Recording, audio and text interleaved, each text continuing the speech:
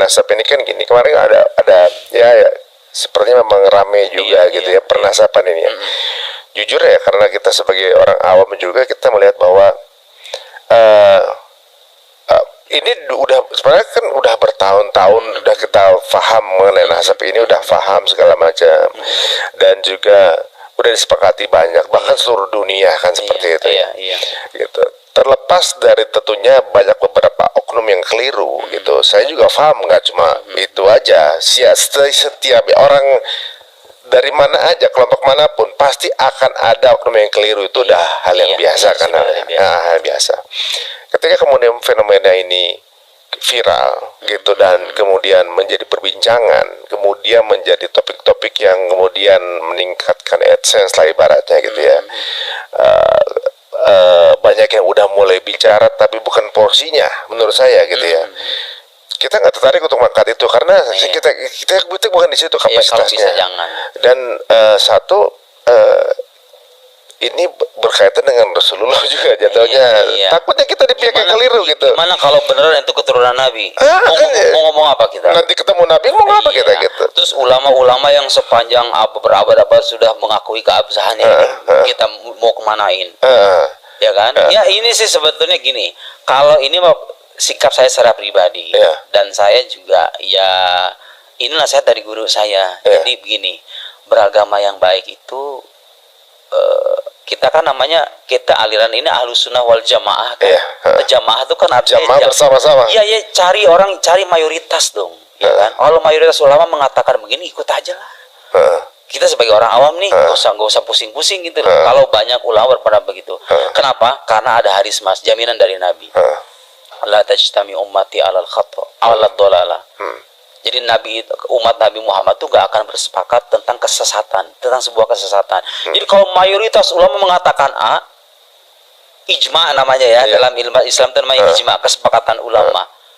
Itu tidak ada garansi dari Nabi. Mereka itu gak akan bersepakat tentang kesesatan gitu loh.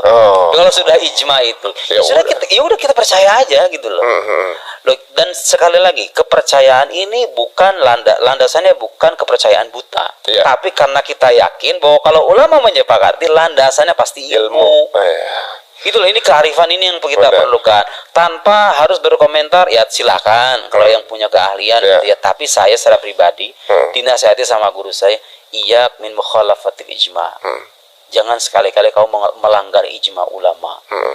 Ulama itu pewaris para nabi loh, warasatul anbiya. Kita ini kalau pengen beragama seperti yang diinginkan sama Nabi, ya ikuti ulama aja. Ulama-ulama beneran ahli loh ya, bukan ulama istilahnya yang diulamakan. Ulama yang keilmuannya sudah teruji. Ulama-ulama kita itu yang ulama besar, orang kita ribuan jilid itu. Ya kita percaya sama mereka. Dan kepercayaan kita itu gini, kalau sekarang saya percaya Mas Hari andai kan dokter, saya percaya dengan penjelasan Mas Hari karena Mas Hari punya kepakaran dalam kedokteran. Salah nggak? Ya enggak. Ya enggak, itu justru itu tuntunannya begitu kan. Masa setiap kali kita pergi ke rumah sakit, kita kritik dokter ini, ya nggak bakal sembuh-sembuh dong kalau gitu.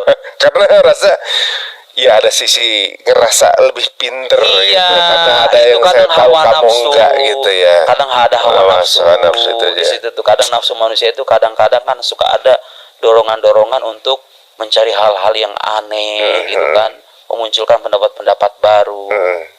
Tapi kemarin ketika polemik itu muncul, saya juga memang ya dalam satu keputusan misalnya, contoh misalnya di politik ya, untuk saya mana yang saya memilih di mana ulama berada kan gitu. Lebih mudahnya itu kan. Bagi orang awam sebetulnya itu cocok. Itu udah paling mudah menurut saya, ada dimudahkan. Nah, ketika ada hal ini, saya juga mengambil keputusan itu. Gitu. Nah, tapi ada satu hal di mana kebijakan yang kemudian membuka komunikasi waktu itu kan, dari Robito yang kemudian membuka live diskusi debatnya dibuka secara live. Ini menarik untuk anak sekarang karena walaupun kita kayaknya ya tadi keberpihakan itu ada keberpihakan ke satu sisi, tapi juga emang pengen denger sih apa sih landasan ilmiahnya. Seharusnya sih itu debat itu harusnya berlangsung antara yang betul-betul mempromosikan penolakan dengan yang mempertahankan. Bener. Seru itu kalau terjadi. Makanya kemudian ketika live itu ada, jujur saya juga termasuk yang nunggu, pengen tahu dasarnya termasuk saya antum juga gitu ya, pengen tahu. Kemudian kata saya ini sudah kedua kalinya kalau nggak salah nggak hadir. Nah makin yakin kalau orang memiliki satu pandangan argumentasi yang berdasarkan keilmuan, tinggal di challenge aja kan gitu. Jatuhnya ya setiap teori kan bisa aja sepakat atau nggak sepakat, tapi mau silakan challenge. Kayak guru gembul itu kan, dia berani datang kan. Nah itu saya respect. Jadi karena beliau datang kan gitu kan. Nah, jadi gini Mas, gunanya debat terbuka itu gunanya, saya ngerasakan impact itu luar biasa. Menyadarkan orang itu luar biasa. Apalagi kita hidup di zaman internet kayak gini nih. Dengan adanya debat terbuka itu, orang jadi tahu gitu loh. Ini mana yang benar, mana yang enggak, mana yang rasional, mana yang enggak, mana yang berbasis data, mana yang asal ngomong doang. Itu kan penting. Jadi kita tanpa mengajak, ayo jangan gini, enggak, cukup kita perlihatkan aja. Ini orang ini pandangannya begini, saya bantah nih. Kalau terlihat bantahan kita kuat, ya orang juga akan menilai sendiri kok. Sadar dengan dirinya. Terutama yang nggak fanatik loh ya. Kalau yang fanatik udah nggak ada cerita itu. Mereka mau kita ngomong 1000 dalil sekalipun, enggak, bagi anda salah, ya sudah, selesai, terserah kamu gitu. Tapi itu tradisi intelektual yang sudah diperkenalkan oleh para ulama dulu. Saya pernah bercerita tentang mazhab Mu'tazilah. Mazhab Mu'tazilah ini satu sekte dalam Islam yang punya pikiran-pikiran menyimpang. Mazhab resmi negara di era Abbasiyah. Mazhab resmi negara itu punya kekuatan politik kan, tapi itu sampai sekarang nggak ada sisanya loh. Sebagai sebuah mazhab udah nggak ada, udah hilang. Kenapa? Karena para ulama Sunni, ulama Ahlus Sunnah itu tampil munadharah itu artinya debat terbuka. Itu udah biasa ulama dulu kayak gitu. Sehingga kecacatan mazhab ini tersingkap. Tersingkap sedemikian intens gitu kan. Akhirnya apa? Orang sadar, wah ini mazhab udah nggak benar ini. Ya kan? Jadi itu salah satu medium untuk menyadarkan dan mencerahkan publik. Debat-debat ilmiah terbuka itu saya kira itu sangat penting itu zaman sekarang ya konteksnya. Apalagi orang lebih suka mengakses YouTube ketimbang baca buku ya kan. Zaman sekarang kan lebih visual gitu ya, auditori juga. Nah, tapi apapun hasilnya debat kemarin, saya juga respect juga sama Guru Gembul ya, karena hadir. Ya, menurut saya nggak akan terjadi debat itu kalau nggak hadir gitu kan. Saya juga nggak bakal hadir di sini. Iya benar, ibaratnya. Tapi ya jadi antum jadi ditemukan gitu loh. Masalahnya gini kan, ibaratnya ini katakanlah ya mungkin hal ini terjadi karena emang udah waktunya gitu antum menjadi bagian dari yang tampil di permukaan.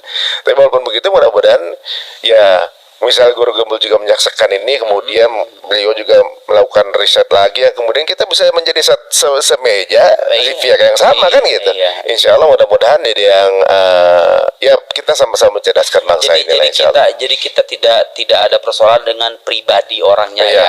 Jadi yang kita persoalan itu adalah pandangan-pandangannya yang memang terbukti bermasalah dari sudut argumentasi keilmuan gitu loh. Jadi ini fokus perdebatan kita pada soal itu. Saya tidak bicara soal kepribadian beliau. Bahkan setelah itu pun kita bersalaman, ya sudah selesai gitu loh. Cuman selama pemikiran itu ada, ya bantahan itu harus ada gitu loh. Benar-benar. Dan beliau kan setahu saya belum sampai pada tahap meralat secara terang-terangan pandangannya kan. Beliau hanya mengatakan mengaku kalah dan lain. Tapi kan bagi saya tuh inti perdebatan itu bukan mengaku kalah, tapi menentukan mana yang benar dan mana yang salah. Yang benar harus diakui benar, yang salah harus diakui salah gitu loh. Soal siapa yang kalah dan menang ini bukan pertandingan sepak bola. Ini debat keilmuan itu tujuannya itu. Tapi saya cukup merasa itu juga bukan perkara yang mudah untuk mengatakan dia bahwa di debat ini dia kalah gitu ya. Tapi itu juga ya siapa tahu kan, setiap orang ada juga ketika bertahap ya. Melakukan debat itu ada yang mencari kebenaran atau mencari pembenaran gitu ya. Betul. Ya mudah-mudahan beliau termasuk yang mencari kebenaran. Saya mengharapkan kebaikan untuk beliau dan para pengikutnya. Tugas saya hanya menyampaikan. Anda mau terima apa enggak bukan urusan saya. Urusan Anda sama Tuhan Anda. Saya alhamdulillah diberikan kemampuan untuk menyampaikan. Ya sudah selesai gitu. Nabi aja disuruhnya menyampaikan kok. Masa saya maksa-maksa Anda? Ya saya siapa gitu loh kan. Ya saya hanya menyampaikan ini loh yang benar begini, argumentasinya begini, landasannya ini, referensinya ini. Mau percaya? Ahlan wa sahlan. Enggak mau, selesai. Terserah Anda. Ya, tapi memang di debat kemarin memang mengasihkan sih dilihat. Ya. Karena bukan pembicaranya juga, ternyata penontonnya juga mengasihkan.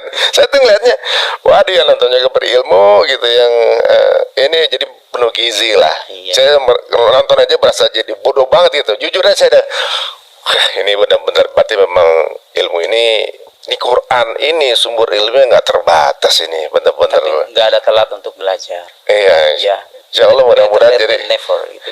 Jadi memudahkan sebenarnya orang Islam tuh. Kalau yang lagi nggak punya waktu untuk belajar, Iya. ikutin aja pada gurunya kan, Iya, yang mudah kan. Gitu. lagi nyetir mobil gitu kan. Saya aja sampai sekarang masih begitu kok. Kadang-kadang kalau misalnya di mobil, daripada kita nganggur gitu kan, ya dengerin aja YouTube ya dari orang-orang yang memang secara keilmuan itu bisa dipercaya gitu. Ya. Untuk menambah wawasan. Ini belajar itu nggak ada batasnya. Saya masih belajar, Mas Ari masih belajar, orang-orang di luar sana juga seharusnya belajar.